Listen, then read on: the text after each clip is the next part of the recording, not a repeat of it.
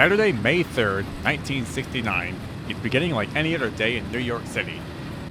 The perfect cover, it seems, for something monumental to get underway.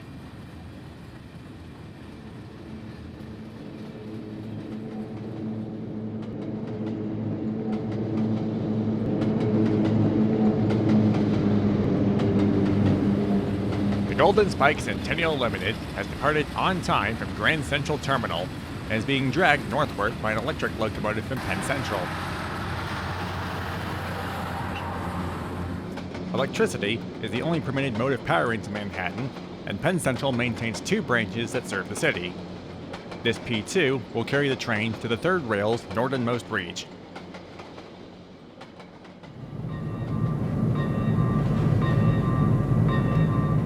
The suburb of Croton-Harmon is the age-old location where the old New York Central Railroad changed motive power. The former Cleveland Union Terminal motor is exchanged here for a former nickel plate road Berkshire.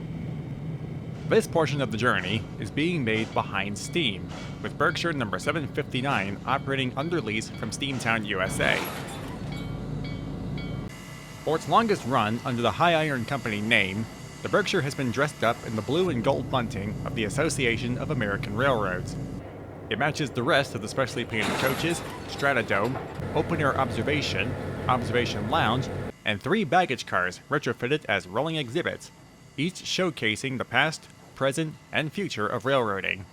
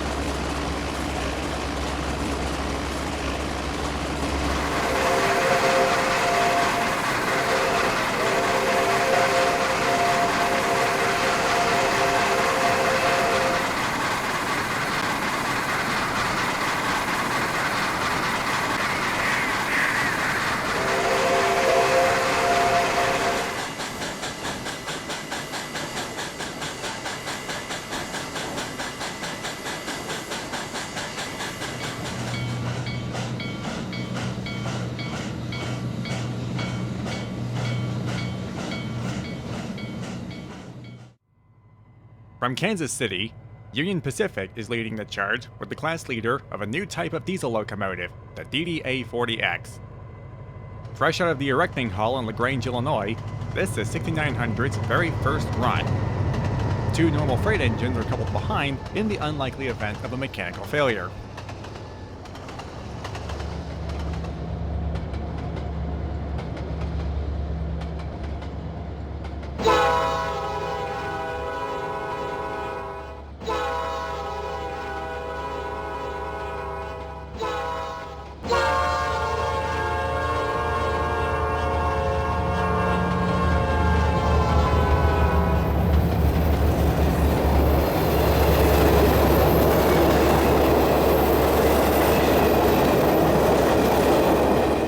Golden Spike Centennial Limited arrives in Salt Lake City on May 9th, with actor John Wayne riding the final leg to promote his new movie, True Grit.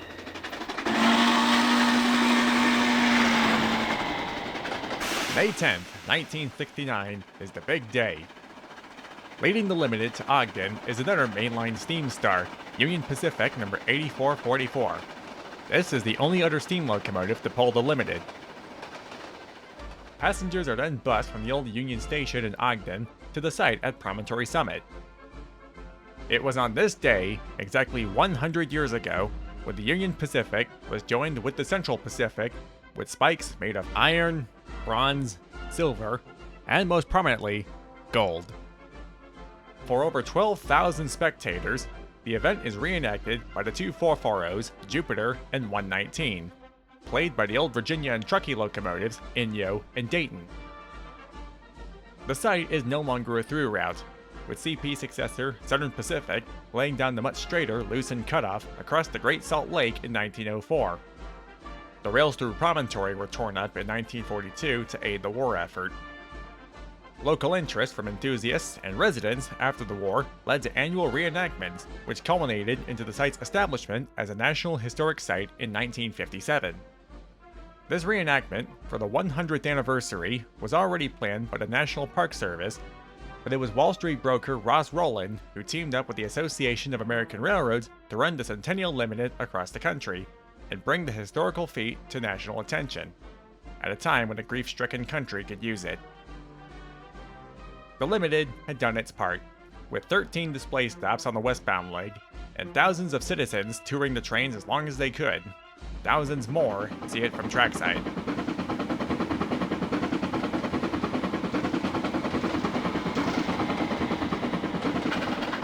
At the end of it all, the 8444 leads the Limited back to Salt Lake City. After a day of rest, a trio of E units hustle the train back east.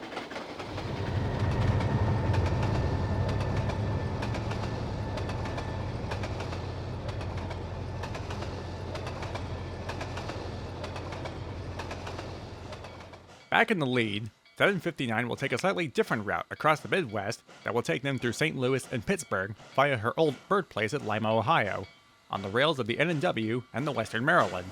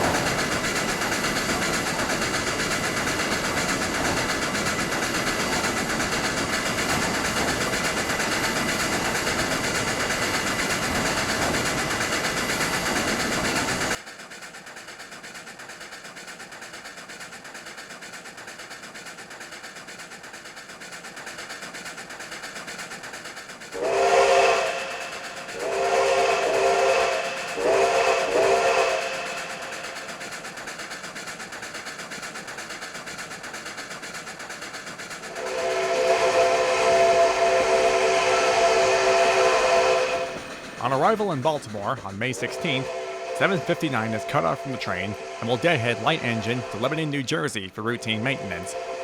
She will be back on the main line in July in her normal nickel plate scheme.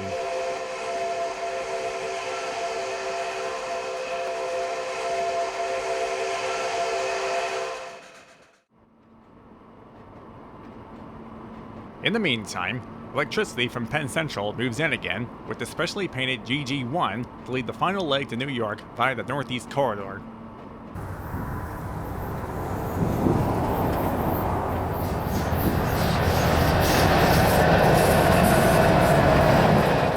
On arrival back in New York City, the end of a celebration of 100 years ironically coincides with the beginning of another expedition, Apollo 10's dress rehearsal bid for landing on the moon. Man would eventually set foot on the moon 2 months later. Some things about human exploration don't change much, do they?